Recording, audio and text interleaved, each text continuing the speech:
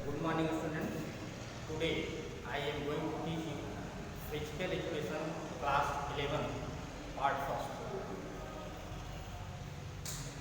बच्चों, इस part first को शुरू करने के पहले आपको ये बता दें इसका सिलेबस क्या है, इसमें कितने क्वेश्चन आते हैं, कितने मार्क्स की इसमें प्रैक्टिकल होता है, इसके बारे में आपको बता दें।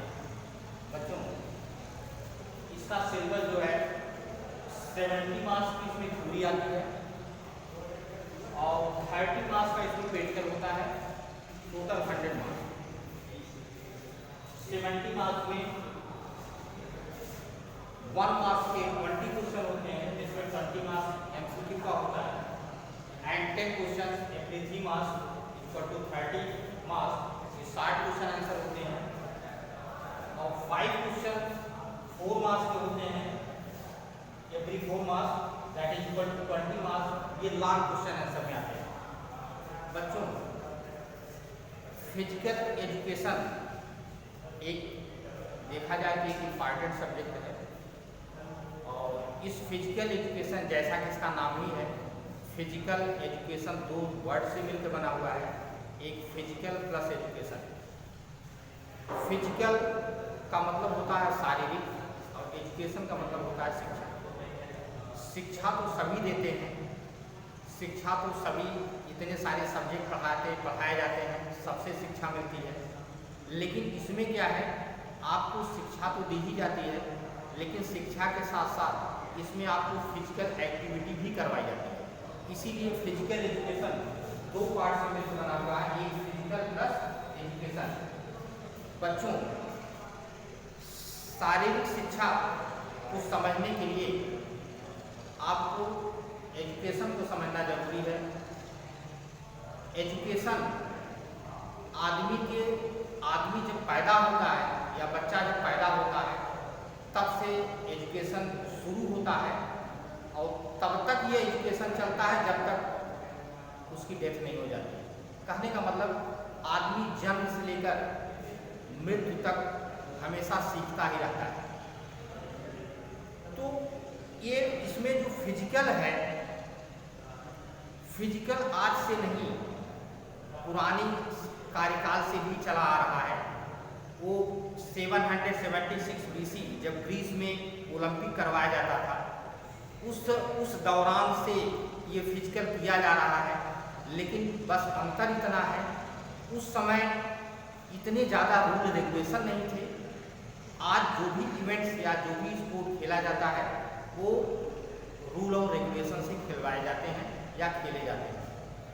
बच्चों, फिजिकल एजुकेशन को डिफाइन करने के लिए, फिजिकल एजुकेशन देखा जाए तो फिजिकल एजुकेशन एक ऐसा टूल्स है जो मैक्सिमम ग्रोथ और डेवलपमेंट को प्रोवाइड करता है। यह एक फिजिकल एक्टिविटी ही नहीं है, बल्कि यह मॉडिफाई करता है हमारे हेल्थ को, हमारे कैरियर को, हमारी एक्टिविटी को, हमारी सोशलॉजी को एंड सो ऑन। बच्चों, फिजिकल एजुकेशन की डेफिनीशन हमारे बहुत सारे फिजिकल एक्सपर्ट हैं जिन्होंने अपने तरीके से फिजिकल एजुकेशन को डिफाइन किया है, जिसमें पहली डेफिनीशन हम आपको देने जा रहे हैं according to Oberteuffer. According to over ट्यूफर।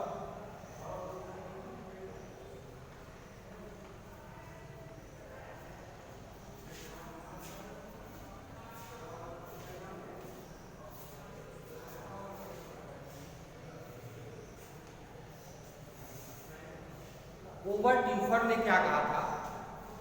Physical education is the sum of those experiences. Oberteuffer ने कहा physical education is the sum of those experiences which can find by the physical activity for the individuals। कहने का मतलब ये हुआ कि over ट्यूफर साहब जो थे, उन्होंने कहा physical education is the sum of those experiences, मतलब उन सभी अनुभवों का एक समूह है। Physical education is the sum of those experiences which can find by the physical activity, जो कि फिजिकल एक्टिविटी के द्वारा प्राप्त किया जा सकता है। नेक्स्ट है according to J B Nash. First था गूगल डिफर एंड सेकंड अकॉर्डिंग टू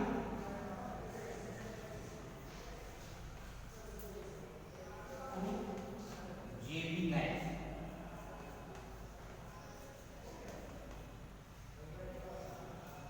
इसके पहले आपको बता दें बच्चों, हमारे स्वामी विवेकानंद का नाम तो आप लोगों ने सुना ही होगा। स्वामी विवेकानंद ने भी कहा था, गीता पढ़ने से अच्छा है फुटबॉल खेलना। कहने का मतलब फुटबॉल खेलने से आपको गीता पढ़ने की अपेक्षा ज़्यादा सही है। ये हमारे स्वामी विवेकानंद ने कहा था। और नाउ अकॉर्डिंग टू जेबी नेस, हमारे जेबी नेस साहब ने क्या कहा,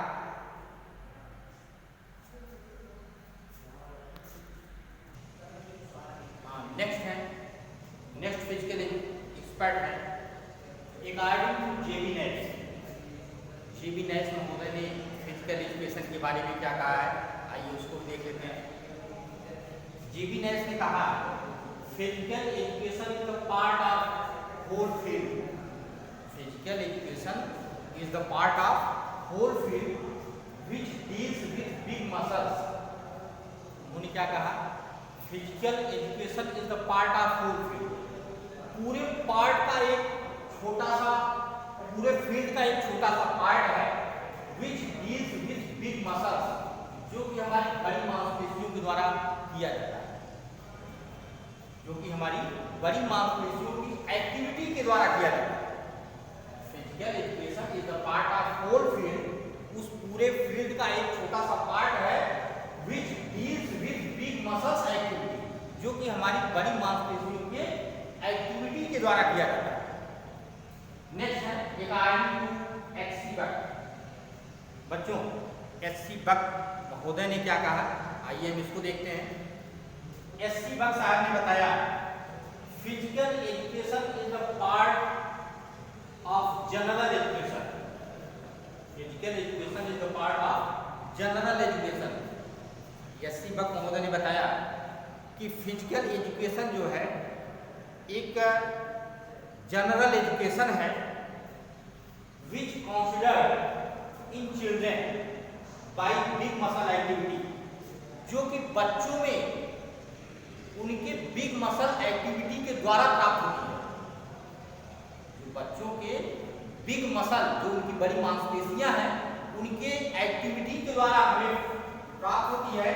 एंड विच इन्फ्लुएंस, जो उनको प्रभावित करती है या जो जिसके द्वारा उनके ऊपर क्या प्रभाव पड़ता है, which influence to the child's life, जो कि बच्चों के जीवन पर क्या प्रभाव डालती है, कैसे प्रभाव डालती है, फिजिकली, कैसा प्रभाव डालती है, फिजिकली प्रभाव डालती है। एंड मेंटली भी इफेक्ट इन्फ्लुएंस डालती है, इमोशनली एंड मोरली।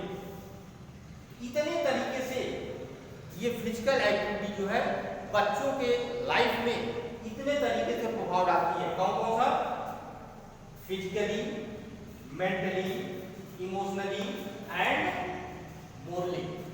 इतनी तरह से उनकी इन्फ्लुएंस, उनकी लाइफ के इन्फ्लुएंस पर ये प्रभाव डालती है। Now next topic is aim and objectives of physical education. Aims बच्चों आपको पता होना चाहिए, एम्स मीन्स होता है उद्देश्य, एम्स मीन्स होता है उद्देश्य, ऑब्जेक्टिव मीन्स होता है लक्ष्य। दो चीजें होती हैं, एक एम्स है, एक ऑब्जेक्टिव है। Aims and objective are considered as the same. Aims and objectives are considered as the same. but aim cannot be changed. Aim cannot be changed and objectives can be changed. Aim को change नहीं किया जा सकता, बल्कि objective को change किया जा सकता है। जैसे अगर हमारा टारगेट है कि हमें ओलनगंज पहुंचना है, तो हम इस रास्ते से भी, हाईवे से भी जा सकते हैं, हम पॉलिटेक्निक होते हुए भी ओलनगंज पहुंच सकते हैं, या घूम करके सिपाह जाके चहारसू होते हुए हम ओलनगंज पहुंच सकते हैं। कहने का मतलब लक्ष्य तो हमारा जो लक्ष्य है ओलनगंज पहुंचना, लेकिन उसके पहुंचने के लिए कई रास्ते हैं। हमारा उद्देश्य क्या है? ओलनगंज पहुंचना, लेकिन उस उद्देश्य की पूर्ति के लिए हमारे लिए कई रास्ते बनाए गए हैं। The overall development of human personality is the aim of physical education. Overall development of human personality is the aim of physical education. Aims can be achieved step by step. Aims can be achieved step by step, and these steps are called objectives. मतलब जो हमारा M है, हम उसको step by step find कर सकते हैं या प्राप्त कर सकते हैं, लेकिन यही जो स्टेप होता है, मतलब जिस स्टेप के द्वारा हम अपने एम को फाइंड कर रहे हैं या एम तक अपने पहुंच रहे हैं, जिस रास्ते से हम ओलनगंज पहुंच रहे हैं, वो सभी रास्ते या वे सभी स्टेप वही ऑब्जेक्टिव कहलाते हैं।